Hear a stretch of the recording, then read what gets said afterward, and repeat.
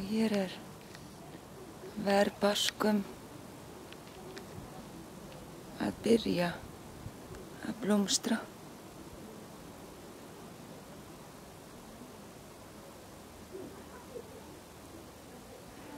En ég veit ekki hvað það heitir á íslensku.